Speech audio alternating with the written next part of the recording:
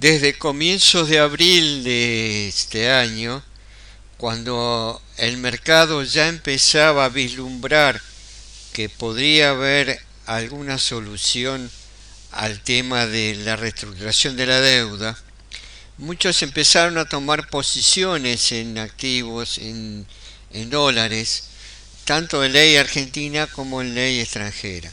Acá podemos ver la evolución desde comienzos de abril del precio del DICA, que arrancó a niveles de $30 y terminó a niveles de $69, llegando a acercarse a los 80.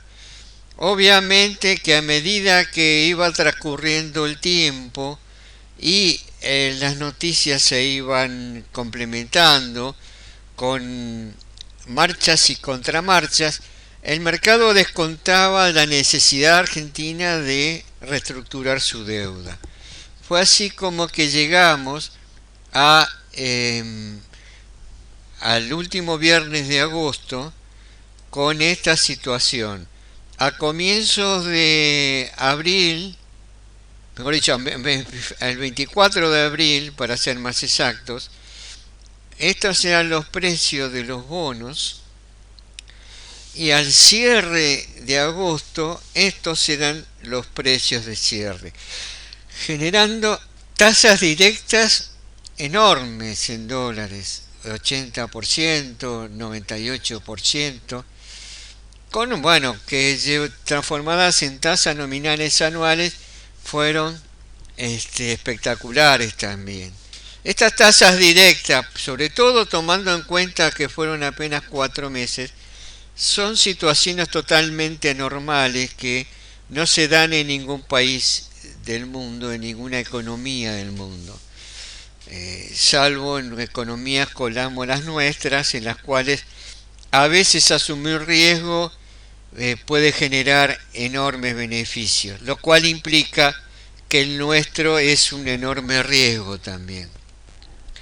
Bueno, una vez que estuvo solucionado esto, nos encontramos que a partir de ahora, todos estos bonos, ya a partir de esta semana que comienza con septiembre, estos bonos van seguramente a desaparecer y van a ser reemplazados por bonos nuevos. ¿Qué bonos, por ejemplo? Estos bonos 2030, 2035, 2038, 2041. Tal 2029, pero con el 2029 todavía no tenemos una referencia clara de precio. Obviamente que acá comienza todo un ciclo nuevo, porque aquí ya se terminó la incertidumbre de la reestructuración. A partir de ahora, toda esta serie de bonos que se emitan por ley argentina o por ley extranjera, valen lo que la Argentina valga, valen lo que el gobierno y quienes manejan la economía y la finanza del país sean capaces de hacer que valgan. Por lo tanto, a partir de ahora comienza un nuevo ciclo. Ya la curva que veníamos estudiando antes deja de existir y tenemos que empezar a focalizarnos en estos bonos.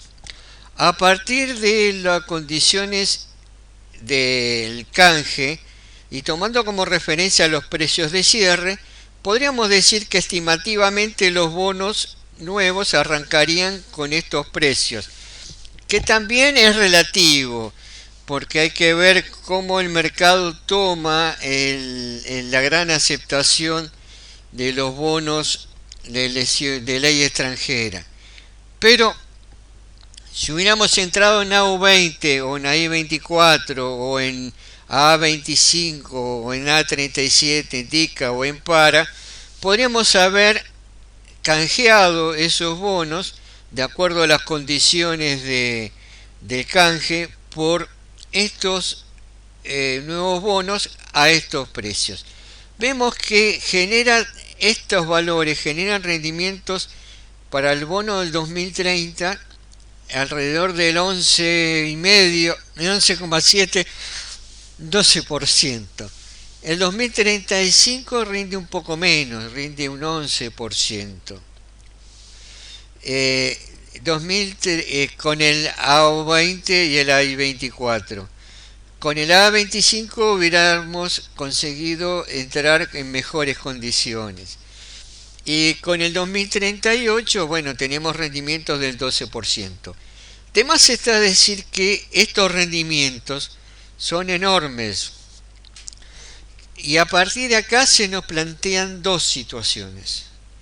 Una situación es que la Argentina consiga eh, generar confianza, la economía empiece a moverse con, por lo menos mostrando ciertos niveles de recuperación. Entonces podríamos pensar de que estos rendimientos que estamos viendo ahora caigan sensiblemente a niveles, por ejemplo, del 7%, 8-7%, lo cual tendríamos un promedio de 3% de caída de rendimiento, lo cual, tomando como referencia que en realidad no es exacto, pero es una aproximación, la duración modificada, podríamos pensar que hay bonos que podrían tener con un 3% de caída, un 18% de suba de precio, otros habrían alcanzado un 24% o tal vez un 25% de recuperación o de suba de precio, en un tiempo que no lo sabemos porque no sabemos en cuánto se podría producir esa caída de precio. Pero si estamos pensando en un movimiento a favor de la Argentina, vemos que todos los bonos generan buena recuperación. En cambio, si nosotros pensamos que va a haber una situación de empeoramiento de la economía, que la economía no se va a recuperar y que el gobierno no va a lograr generar confianza, obviamente que el 2030 es el menos perjudicado porque es el menos volátil. Los otros bonos tienen 8-9% de duración, o sea que por cada punto que suba el rendimiento vamos a tener entre un 8 y 8,5 a 9% de caída de precio. En cambio, con el 2030 vamos a tener menos caída. Por lo tanto, acá un poco se aclara el concepto del 2030 o el 2035. Si yo tengo miedo, soy desconfiado, y hubiera entrado en el 2030, ya que no tengo más remedio de entrar al canje porque tengo los bonos. Si tengo confianza de que puede haber una buena recuperación de la economía, con el AO20, AI24 hubiera entrado en el 2035.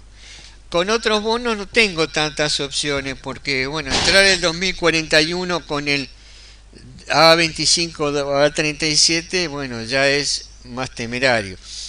Y sin embargo nosotros seguimos sosteniendo que el 2038 sigue siendo un bono interesante para la parte más intermedia y larga de la curva. Bueno, así están planteadas las cosas. No tenemos fecha de concertación porque suponemos que estos cálculos están hechos a partir de cuando el bono tiene fecha de emisión, que será seguramente el 9 de septiembre.